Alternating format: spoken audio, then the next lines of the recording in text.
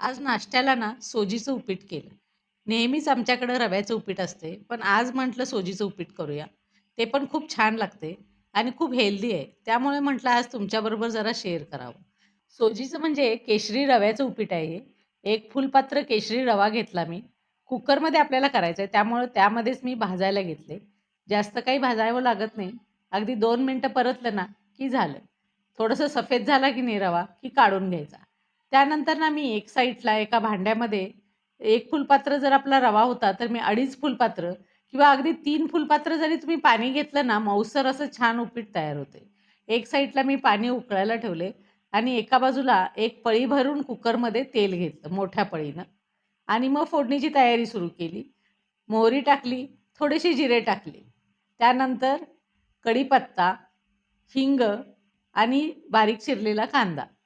छान असा आता परतून घ्यायचं ह्यामध्ये. लालसर आणि बदामी रंगावर आला की नाही कांदा, की मग आपल्याला बाकीचे मसाले घालून घ्यायचे. ज्यामध्ये आपण सुरुवातीला हळद घालूया. त्यानंतर 2 चमचे लाल तिखट घातलं आणि थोडीशी ना भाजलेल्या शेंगदाण्याची भरड घातली.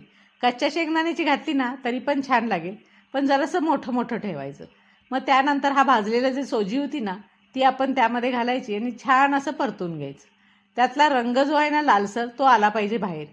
त्यामुळं मग उपीटला रंग खूप छान येते. मग थोडंसं मीठ घातलं चवीपुरतं, साखर घातली.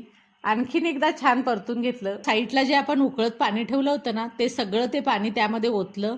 त्यानंतर चमच्यानं एकसारखं करून घेतलं आणि कुकरला झाकण लावून शिट्टी करण्यासाठी आपण ठेवले. कुकर मध्यम आचेवर ठेवलेलं मी. एकच शिट्टी काढली आणि कुकर बंद केला. एका शिट्टीवर हे अगदी व्यवस्थित उपीट होतंय. हे बघा तुम्हाला मी हलवून दाखवते. किती छान झालेलं आहे. अगदी मऊसर असं शिजले आणि आणखीन पण तुम्हाला मऊ पाहिजे असलं ना, तर थोडंसं पाण्याचं प्रमाण वाढवायचं. मग काय एक अर्धा लिंबू छान पिळून घेतला त्याच्यावर आणि थोडीशी कोथिंबीर आता वरून एकदा घालायची. खमंग असं आपलं सोजीचं उपीट तयार झालेलं आहे आणि मी प्लेटमध्ये ते काढून घेते आता छान असं. त्यानंतर त्याच्यावर थोडीशी पुन्हा एकदा कोथिंबीर घालायची आणि ओल्या खोबऱ्याशिवाय आपला महाराष्ट्रीयन नाश्ता होतच नाही. उन्हाळ्याचे दिवस आहेत त्यामुळे थंडगार असं ताक करून घेतलं. गरम गरम नाश्ता, थंडगार ताक आणि आता कडकडून भूक लागले. त्यामुळे आम्ही आता सगळीजण नाश्ता करायला घेतो. Thank you.